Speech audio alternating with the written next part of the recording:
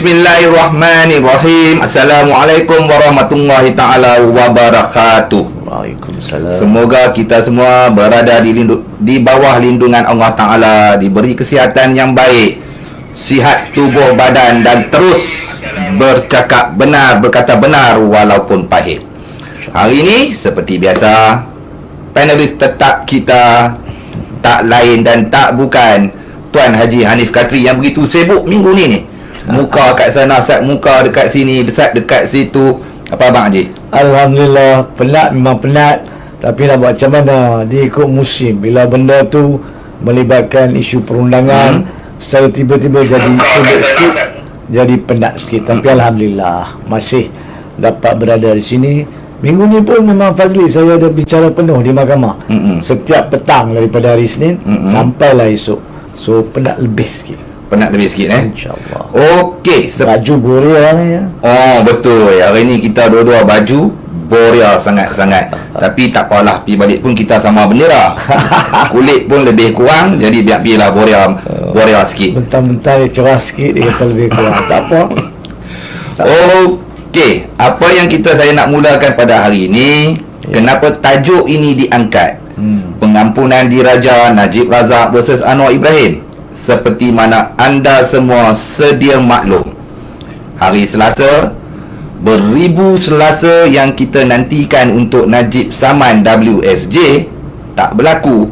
Rupa-rupanya beribu-ribu Selasa yang sudah berlalu itu semalam Selasa titik notahnya apabila Mahkamah Persekutuan diketuai oleh Ketua Hakim Negara bersama 4 lagi panel hakim telah pun mengekalkan hukuman penjara 12 tahun dan denda 210 juta ringgit kepada Najib Razak. 4 tahun 1 bulan 19 hari perbicaraan kes SRC Najib Razak. Begitu juga dengan kami pun dah bercakap soal Najib Razak ini pun lebih kurang itulah Tuan Haji. Sampai ada yang kata hampa ni tak pernah bosan, tak pernah jemu. Orang Penang kata tak cemui ke duk Najib. Akhirnya hari Selasa tutup buku, simpan. Saudara Fazli, sebelum Saudara Fazli teruskan dengan mukadimah, apabila Saudara Fazli menyentuh entah berapa ribu Selasa dah lepas sejak nak samban Wall Street Journal, sebenarnya tempoh dia adalah 7 tahun 1 bulan dan 16 hari. Saya nak kena tulis 7 tahun 1 bulan dan 16 hari selepas dia mula berjanji nak saman Wall Street Journal yang dia tak lakukan langsung. 7 tahun 1 bulan 16 hari selepas itu, pada hari Selasa itu 23 hari bulan Ogos, dia dimasukkan ke dalam penjara. Okey, ya Allah, angka-angka cukup hebat, hafal, melekat. 7 tahun 1 bulan 16 hari sejak dia umum nak saman. 7 Julai 2015. Wow. Okey Haji, setelah keputusan diumumkan, 5.40 petang, Najib dibawa melalui sebuah kenderaan SUV ikut laporan TV3 ke penjara Kajang. Tutup cerita itu. Selepas itu pelbagai reaksi, pelbagai cerita keluar daripada pemimpin-pemimpin UMNO. Kita dah tahu dah, semua marah. Yang jadi mangsa Perdana Menteri yang juga naib Presiden UMNO dijadikan pancing bag. Semua menjurus ke arah Perdana Menteri. Kita simpan dulu yang tu, akhir siaran saya nak Haji komen. Kemudian reaksi yang kedua daripada Marhain pula, majoritinya menyokong, membuak-buak. Ada yang bersyukur, Alhamdulillah, dengan pelbagai reaksi positif dari segi Marhain. Mai yang ketiga pula, ada juga yang kaki claim mileage. Bekas Perdana Menteri, tak mau sebutlah bekas menteri banyak, seorang dah ke penjara. Bekas Perdana Menteri ke-8 claim mileage tentang kejayaan ini. Itu pun saya nak simpan hujung siaran untuk Haji jawab. Ada juga reaksi cepat daripada pengamal undang-undang. Ada yang kata macam tu, ada yang kata macam ni, macam-macam. Tapi pilihan saya untuk dibawa bersama dengan para penonton setia kita di sini, mestilah Tuan Haji Hanif Katri untuk mengupas tentang isu ini. Ada yang tak faham, ada yang tanya 14 hari tu apa dia. Yang nak kena disegerakan. Okey Haji, silakan mulakan mukadimah Haji untuk kita malam ini. Baik, sebelum saya mulakan mukadimah berkaitan tajuk pengampunan diraja dan tajuk kedua Najib Razak lawan Anwar Ibrahim, itu pun berkaitan pengampunan diraja.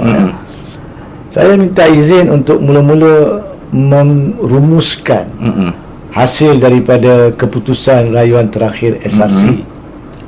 Bukan keputusannya, bukan hukumannya, tapi reaksi yang telah disentuh Saudara Fazli, di mana Saudara Fazli telah menyatakan ramai yang gembira, ramai yang bersyukur. Saya boleh faham kesyukuran dan ucapan Alhamdulillah tu sebenarnya adalah kerana kelegaan sudah ada kemuktamadan kes SRC di tahap perbicaraan dan rayuan mahkamah. Setakat itu saya boleh terima, dan saya juga boleh faham dan saya setuju sebab ada kemuktamadan. Tapi saya tidak boleh mengatakan saya gembira semata-mata kerana keputusan itu menyebabkan Najib Razak perlu menjalani hukuman. Bukan sebab saya secara peribadi tidak ingin dia melalui hukuman, bukan sebab itu. Tapi benda ni lebih besar daripada itu, Saudara Fazli. Saya lebih berharap rakyat faham bahawa keputusan SRC rayuan terakhir ni sepatutnya menjadi suatu perkara yang menyedihkan seluruh negara kita. Dan patut diambil iktibar. Apa maksud saya?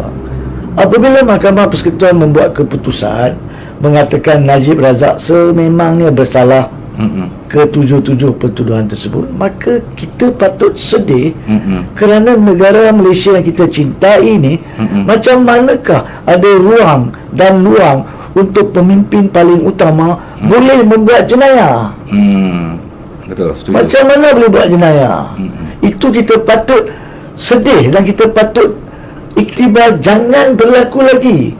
Perkara seperti ini tidak boleh berlaku lagi. Ini ditujukan kepada rakyat untuk sedar perkara ini, dan lebih-lebih lagi kepada semua para pemimpin, sama ada yang memimpin sekarang maupun yang berhasrat untuk menjadi calon-calon pilihan raya yang akan datang, ataupun mereka yang akan menjadi kerajaan akan datang. Mereka semua wajib mengambil iktibar apa yang berlaku kepada Najib pada bila-bila masa boleh berlaku kepada mereka. Kerana sistem tadbir urus negara untuk sekian lama berada dalam keadaan sakit, keadaan jahat, di mana apabila terbongkar, maka dengan usaha semua pihak termasuk rakyat, mereka ini akan diajar. Oleh itu kita berharap mereka yang sudah pun kotor tangannya, lengannya maupun jarinya sekalipun, tolonglah bersihkan balik kepada keadaan asal. Sebab kita rakyat tidak boleh membiarkan perkara ini berulang. Itu bagi saya lebih penting daripada Najib masuk penjara ke, Najib kena bayar denda 210 juta ke apa. Itu saja.